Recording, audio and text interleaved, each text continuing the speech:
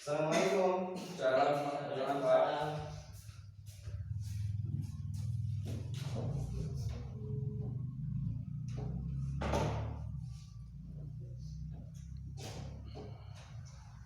Baik, selamat pagi anak-anak semuanya. Pagi Pak. Iya, gimana kabar hari ini? Alhamdulillah sehat Pak. Alhamdulillah sehat semuanya ya. Baik, Bapak absen sebentar ya. Faisal Al-Masumi, Hadir Pak. Gio, Hadir Pak. Rido, Hadir Pak. iya hadir semuanya, tidak ada yang absen. Iya, baik. Sebelum kita memulai proses belajar mengajar kita hari ini, alangkah lebih baiknya kita mengharap ridha Allah Subhanahu wa taala dengan berdoa kepada Allah Subhanahu wa taala terlebih dahulu. Baik, doa dimulai. Bismillahirrahmanirrahim. Raditu billahi rabba wa bil islami dina wa bil muhammadin nabiyya wa rasula. Rabbin zidna ilma warzuqna fahma wa amalan salihan. Shadaqallahul azim. Baik anak-anak Bapak, karena ini pertemuan kita di minggu yang kedua, dan yang dimana di minggu pertama kita hanya perkenalan, maka di minggu ini kita masuk ke materi yang pertama, yaitu coba buka halaman yang kelima. Apa Pak? Halaman yang kelima tentang pengertian Al-Quran dan hadis. Kelihatan? Kelihatan Pak. Halaman kelima tentang pengertian Al-Quran dan hadis. Yang pertama. Baik, Bapak akan menjelaskan satu persatu pengertian daripada Al-Quran dan hadis.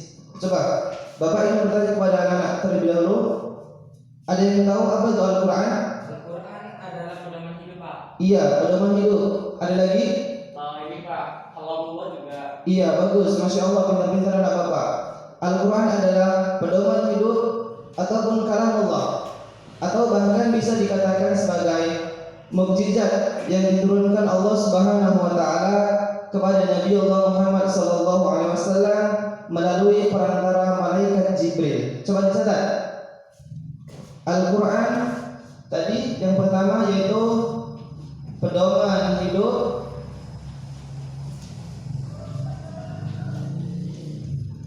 kemudian bisa dikatakan kalam Allah, dicatat ya. Dan juga Al-Quran adalah mukjizat yang diturunkan Allah Subhanahu wa taala kepada Nabi Allah Muhammad sallallahu alaihi wasallam melalui perantara malaikat Jibril. Adapun Al-Quran ini diturunkan secara berangsur-angsur selama 22 tahun. 22 tahun di Mekah dan Madinah. Adapun yang mengatakan 22 tahun 2 bulan 22 hari. Coba catat yang penting-penting. Al-Quran itu diturunkan selama 22 tahun 2 bulan 22 hari, dan diturunkan di antara kota Mekah dan Madinah, yang dimana di kota Mekah diturunkan selama 12 tahun dan di kota Madinah itu selama 10 tahun lebih. Dicatat yang penting. Itu tadi Al-Quran, yaitu pedoman hidup, kalam Allah ataupun mukjizat yang diturunkan Allah Subhanahu wa taala kepada Nabi Muhammad SAW melalui perantara malaikat Jibril.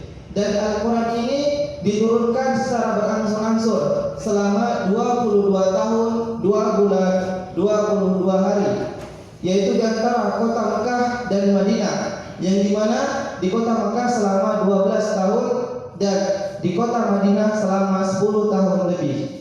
Baik, Bapak ingin bertanya kepada anak-anak sekalian sebelum kita masuk ke pembahasan hadis. Coba, di dalam Al-Quran terdapat berapa juz? Ada yang tahu? Iya, Gio. Iya. Coba, Bapak ingin bertanya kepada anak-anak, berapa jumlah surah di dalam Al-Quran? Ada 114 surah. Iya, bagus. 30 juz, 114 surah, dan berapa ayat dalam Al-Quran? 6.666 ayat, Pak. Iya, Masya Allah, 6.666 ayat. Jadi Al-Quran itu terdapat di dalamnya 30 juz, kemudian 114 surah, dan 6.666 ayat. Sudah dicatat semuanya? Ada Pak. Sudah, baik. Kita masuk ke pengertian hadis. Hadis, dicatat kembali ya. Ya Pak. Hadis sama seperti dalam Al-Quran, adalah pedoman hidup. Hanya saja hadis ini adalah segala sesuatu yang disandarkan kepada Rasulullah SAW, baik dalam bentuk perkataan, perbuatan, ataupun pernyataan. Sudah dicatat? Ya Pak. Iya.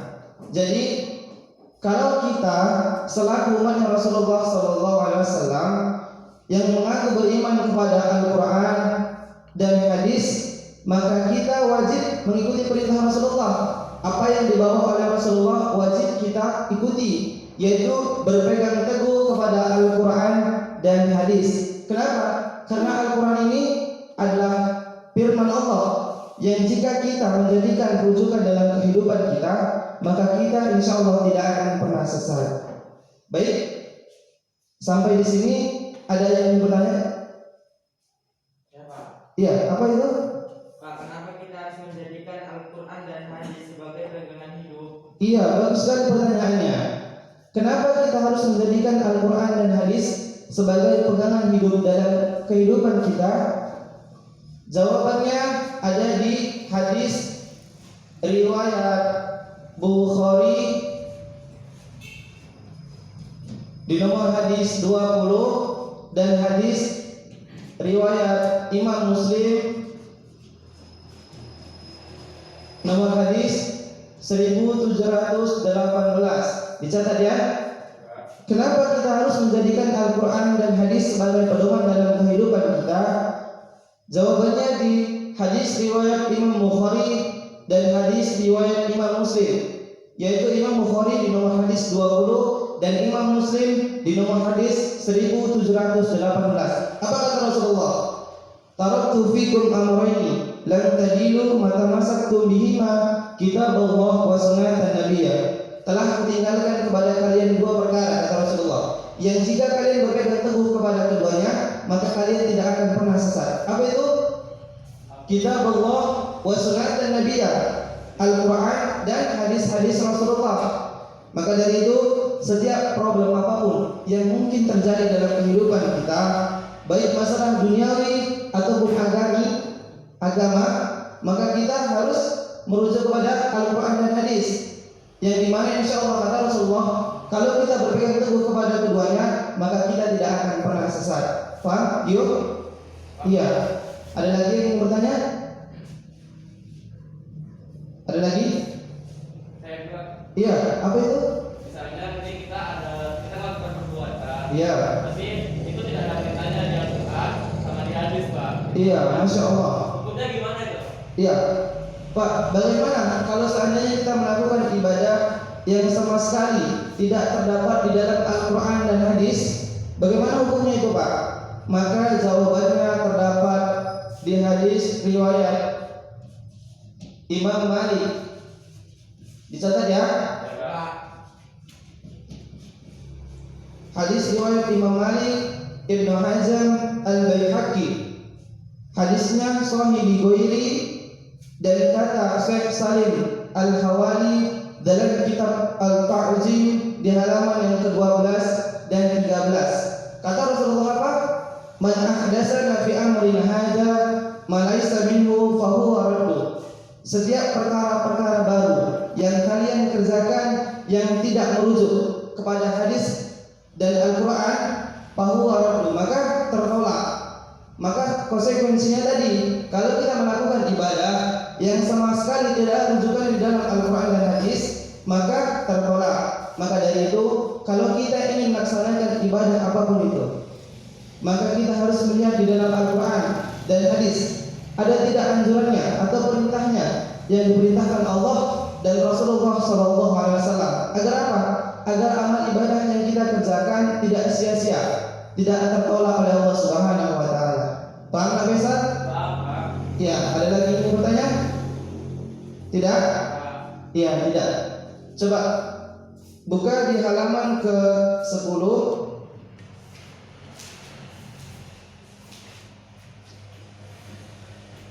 Sudah?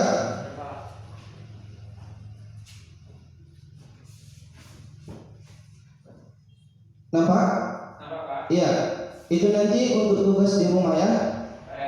Iya, untuk PR di rumah nanti. Baik, kesimpulan hari ini, Al-Quran dan hadis adalah pedoman dalam kehidupan kita yang jika kita jadikan rujukan dalam setiap problem masalah dalam kehidupan kita, maka insya Allah kita tidak akan pernah mengalami kekeliruan dalam kehidupan kita. Maka dari itu kita selaku umat muslim yang mengaku beriman kepada Rasulullah SAW, maka wajib untuk mengikuti perintah-perintah Rasulullah dan mengamalkan segala perintah-perintah yang wajib dalam Al-Quran dan hadis. Kenapa? Karena insya Allah dengan begitu, kalau kita menjadikan rujukan hadis dan Al-Quran sebagai tolak ukur kehidupan kita, maka insya Allah kita tidak akan pernah sesat dan menyimpang dari agama Allah Subhanahu wa taala. Paham di sini semuanya? Ya, alhamdulillah. Untuk tugas tadi di halaman 10, kerjakan 1 sampai dengan 10. Minggu depan dibawa dan kumpulkan kepada Bapak kembali ya. Iya. Karena berhubung waktu pun sudah mau pulang. Jam berapa kita balik? Jam 12 ya. Sebentar lagi ya. Jadi itu pesan Bapak tadi. Kalau seandainya kita ingin menjadikan bahwasanya Al-Quran dan hadis itu sebagai pedoman agama kita, maka kita harus benar-benar mempelajarinya.